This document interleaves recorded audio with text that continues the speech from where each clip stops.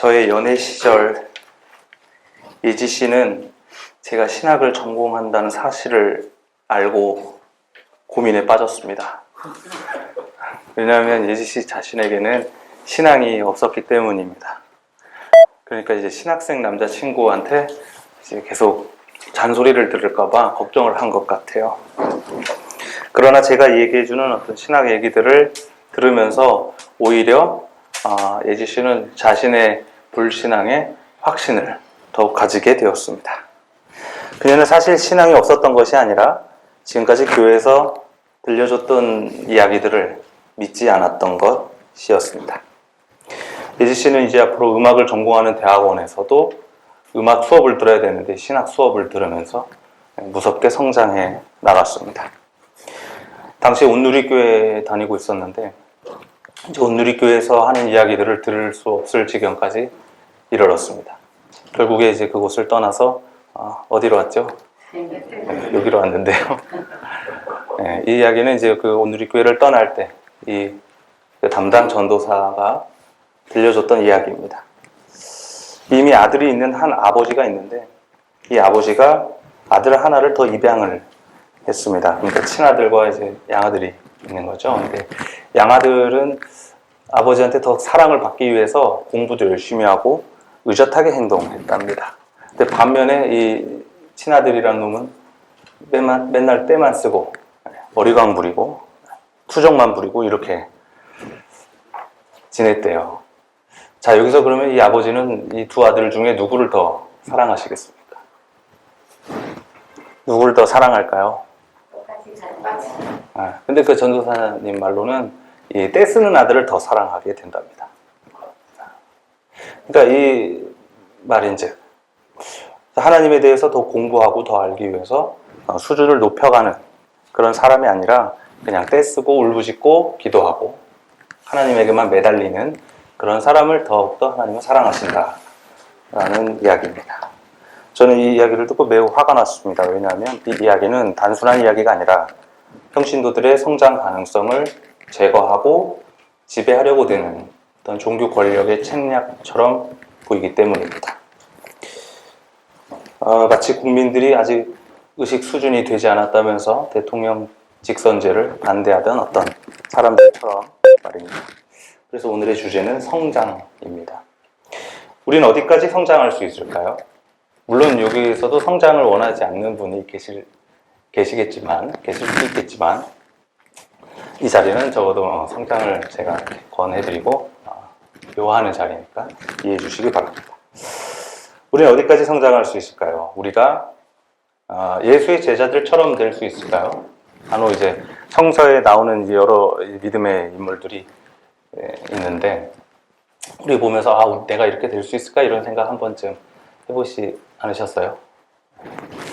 혹은 아니면 우리가 좀 더 나아가서 예수처럼 될 수 있을까요? 힘들어요. 아니면 조금 더 나아가서 우리가 예수보다 더 나은 존재가 될 수 있을까요? 이거는 아마 생각 많이 안 해보신 부분인 것 같아요. 오늘 사도행전에서는 스데반의 순교 장면이 나옵니다. 스데반은 예수를 구원자로 믿었기 때문에 유대교 전통에서 돌을 맞아 죽은 사람인데요.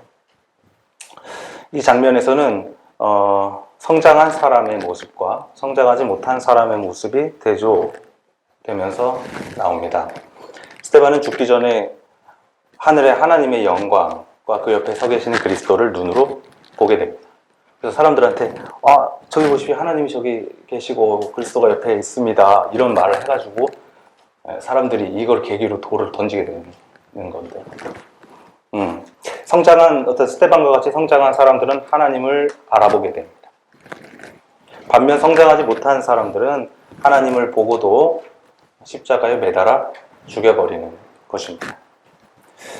또 오늘 복음서에서는 예수의 제자 빌립이 예수에게 말합니다. 하나님 좀 보여주십시오. 하나님 좀 보여주세요.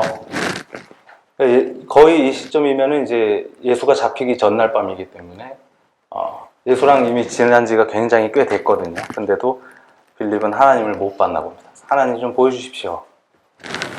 그러니까 예수가 답답하듯이 빌리에게 말합니다. 나를 본 사람은 하나님을 본 거야. 너가 나를 지금 몇 년 봤는데 왜 아직도 하나님을 못 봤다 그러니? 나를 본 사람은 하나님을 본 거야. 왜냐하면 내 안에 하나님이 있기 때문에. 내 안에 하나님과 나는 연합된 상태이기 때문에 내가 하는 일은 단순히 그냥 내가 하는 일이 아니라 하나님이 하는 일이야 라는 것이죠. 이것을 못 믿겠거든 내가 지금까지 했던 일들을 보고서 믿어라. 일들을 봐. 이 일들을 봐. 이게 내가 한 일이야? 라는 어떤 뉘앙스의 이야기를 던집니다.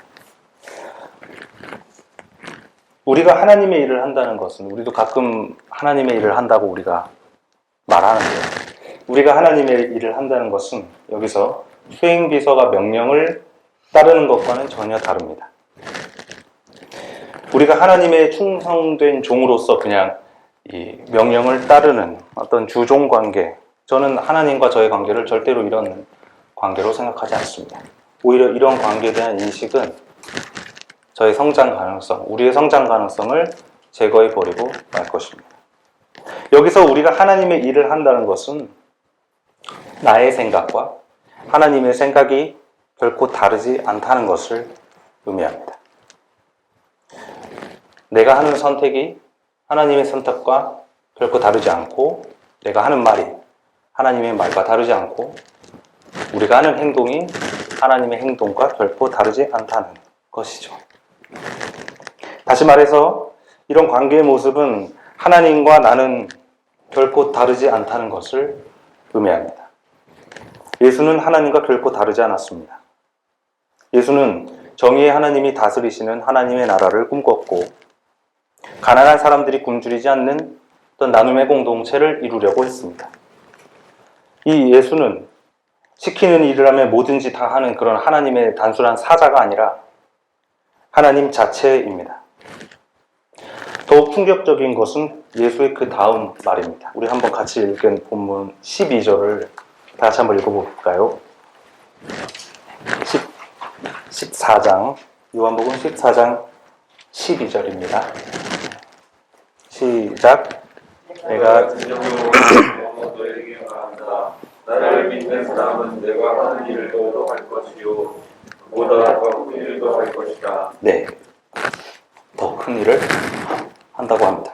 어쩌면 예수의 제자들은 예수 한 사람보다는 작은 존재이었을지언정 어쩌면 더 큰 일을 한 사람들일지도 모릅니다. 언제나 선한 역사는 한 사람의 의인으로부터 시작되지만 결국에 그 일을 이뤄내는 것은 그 한 사람이 아니라 많은 사람들의 역할과 몫이었습니다. 예수는 이 사실을 누구보다 잘 알고 있었기 때문에 십자가 이후의 행보에 대해서, 십자가 이후의 이 하나님 나라 운동에 대해서 그 제자들에게 맡겼던 것 같습니다. 신학자 디트리 보네퍼의 윤리학은 길 예비를 말하고 있습니다. 윤리학의 방법인데요. 길 예비의 신학이라고도 합니다. 쉽게 말해서 어떤 세례 요한이 길을 예비하잖아요. 누구의 길을 예비하죠?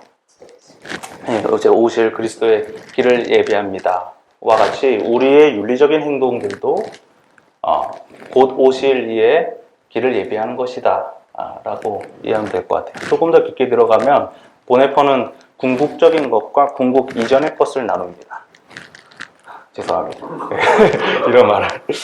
궁극적인 것은 언제나 신학이나 철학에서나 궁극적인 것은 언제나 하나님 같은 것, 우리의 어떤 절대적인 넘어서는 것을 가리키는데, 그러니까 보네퍼는 궁극적인 것은 거룩하고 영적인 것이다 라고 얘기했고, 궁극 이전의 것은 지금 우리가 사는 세상, 그러니까 세속적이고 이성적인 것이라고 구분했습니다.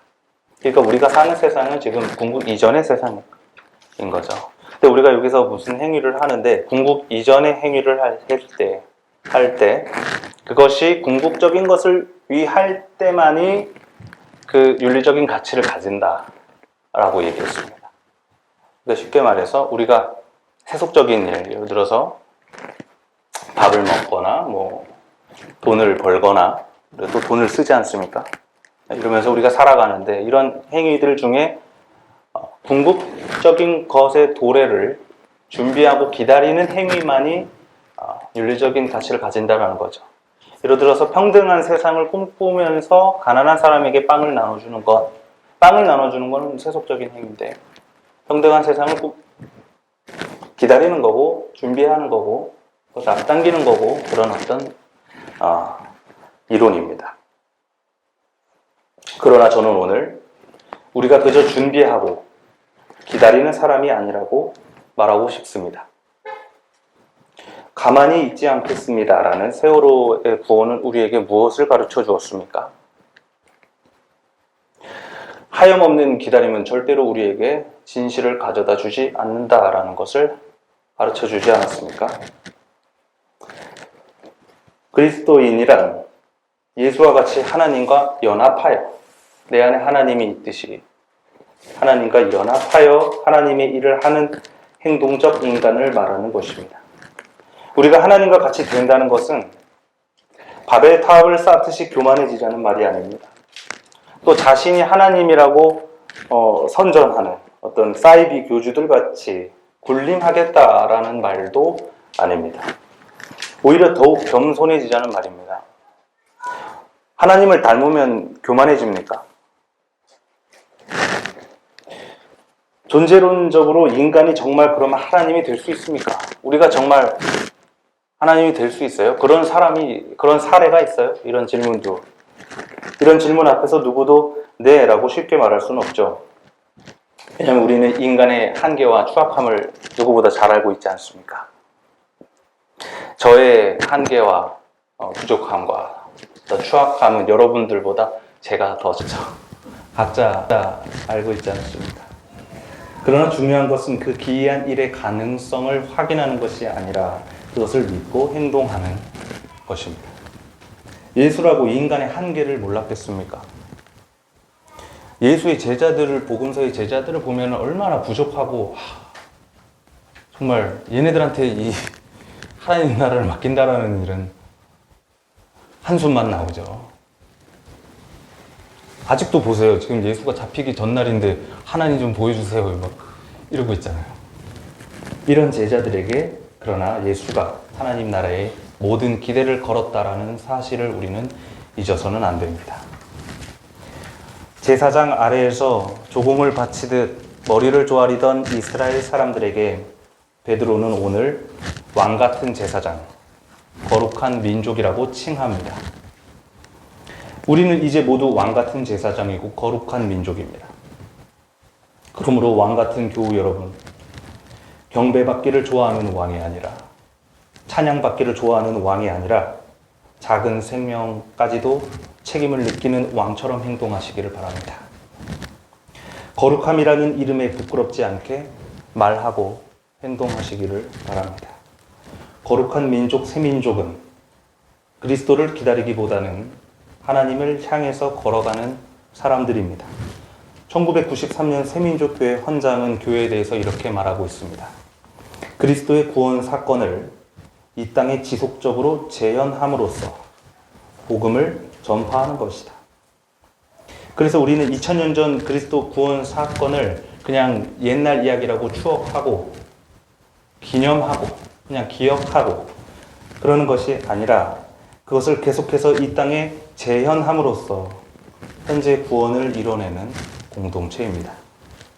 이제 그리스도는 전통 속에 그저 박제된 것이 아니라 이 시대를 넘어서 구원이 필요한 것이라면 어디에서나 공동체의 모습으로 매번 피어나는 것입니다. 아직도 한 사람의 영웅을 기다리십니까? 한 사람이 정말로 이 모든 인류와 생명을 구원할 수 있을 거라고 생각하십니까? 구원을 이뤄내는 것은 2000년 전 예수라는 영웅 한 사람이 아니라 그리스도로 연합된 공동체였다는 사실을 우리는 잊어서 안 됩니다. 해방을 이뤄내는 것도, 민주화를 이뤄내는 것도, 코로나를 이겨내는 것도 한 사람이 아니라 많은 사람들이 함께해야 가능한 일들입니다. 거룩한 새민족교우 여러분, 부활절 5번째 주일 우리는 하염없는 기다림을 멈추고 성장합시다. 하나님과 연합하여 우리 안에 하나님이 가득하고 하나님 안에 우리가 가득한 그런 연합의 상태. 하나님처럼 말하고 하나님처럼 생각하고 하나님처럼 행동합시다. 이미 우리 안에서 일하고 계시는 그 하나님과 함께라면 더 이상 우리 앞에 막힐 것이 없습니다. 같이 주신 말씀을 묵상하겠습니다.